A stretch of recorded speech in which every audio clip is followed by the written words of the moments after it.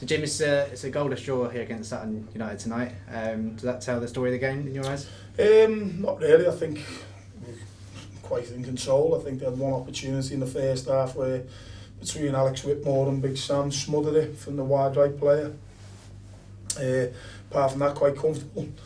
In regards to territory and possession, I think we were well on top. You know, we talked to the players about playing forward, you know, trying to express themselves in the final third. There was a couple of examples of that, one of them being the opportunity where they hit the crossbar, hit the line and come out. That's a little bit of luck you need to go in, similar to what Barnes had at the weekend. But, you know, that's... We've tried on a difficult night, very, very windy, pitch inspection, etc. We tried to get on the ball, we tried to play. I think there was some good signs, and you know, I thought the opposition dug in. You know, I thought they worked extremely hard. They're a team who was in form, they're fighting for their lives like us, and you know, they've won 2 and out the last 3 and drawn away at Notts County on Saturday, so they're doing okay and they've got good players in the ranks. So we, I think we were on top. Second half, I thought upped it again. Thought we looked fresh. We've had a couple of opportunities. Jordan Williams has been a big one where he took it underneath the full-back and hit it straight at the keeper. And I think if we would have got a goal, I think we would have gone on to be worthy winners. But it wasn't to be, and as I say, credit to the opposition. They kept digging in, and as time was going on, you know, it looked like you know, we were going to keep getting after them. And in the end, the big talking point's obviously the sending off, because the job becomes even harder. So disappointed. You know, I think Jordan's an honest player from what I've seen of him so far. He's competitive. So without commenting on it, I'd rather have a look at it again, because the cameras are this side before I have my judgments on it. But speaking to a few people, it might be a little bit harsh, so we'll see what's what with regards to that. And then after that, credit to the players. I thought we limited them to very little, although they had the lion's share of possession then. We had a good chance where Dan Bradley's put one in and Rowe's headed it over the crossbar. We've had a couple of little bits where we nearly got in, but we kept plugging away, and it was one of those nights, windy, wet, down to 10 men, where you see what character, you know, your players have got. And I thought they showed that. You know, when going down to 10 men, they dug in, they put a shift in, put the bodies on the line, they were competitive, they were strong.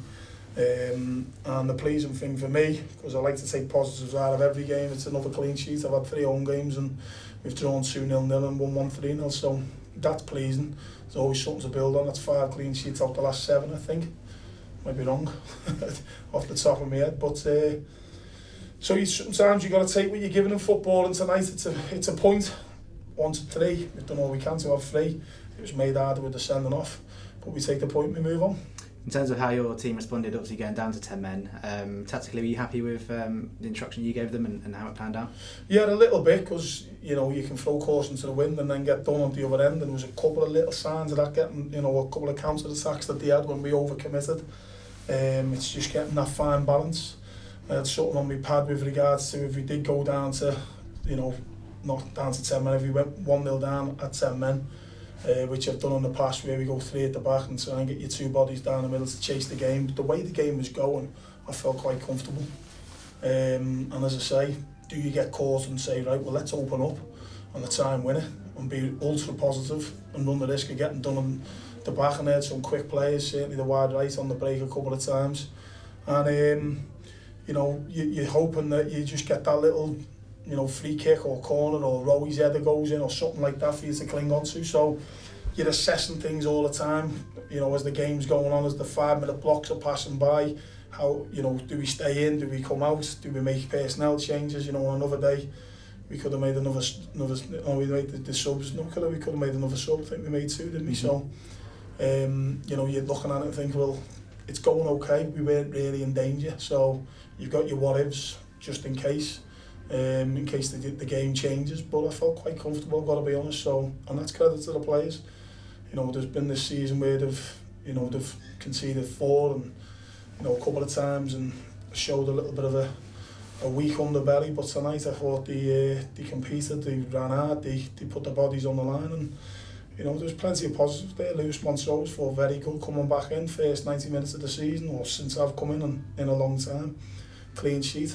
So as I say, sometimes you just got to take what you're given. That they're just behind us. So again, the psychological effect of losing against Barnet last minute on Saturday. If we would have got beat today against one of the rivals who are in around us at the minute, it's a bit different. So as I say, take the point and move on. In terms of the weekend's game against Curzon Ashton, if things had gone a bit differently and you had maybe 6 points from 6, would you have been looking to make a few more changes, or would you be looking to now play a stronger team and send out a message? We want to win the game. It's as simple as that. Whatever 11 will go out, we'll know the roles and responsibilities within the team, and we'll get as much information as we can on Curzon. You know, we'll never underestimate anyone, like we did against Nantwich and Kingstonian recently. They're tough teams to play against. So Curzon obviously another league ahead of them. So we expect a tough game. They've had a difficult season, but they've picked up of late. I know one of the staff there who said they've turned the corner, so it'll be a tough game for us. But you know, the league, we've got to get points on the board. We've done okay so far with certain bits and pieces that have gone on, but FA Trophy winners, we want to keep hold of that. So there's no game I'm going to underestimate. There may be 1 or 2 changes. Obviously we've got a potential suspension now, so we look at it again. I think there's 1 or 2 players that have run on a bit of empty there. The team, because it's been doing okay, has relatively picked itself. But there's players on the outskirts who are chomping at the bit. So I've got confidence in them to come in and stake the claim. So potentially there'll be a couple of changes, but it's a game that we want to win.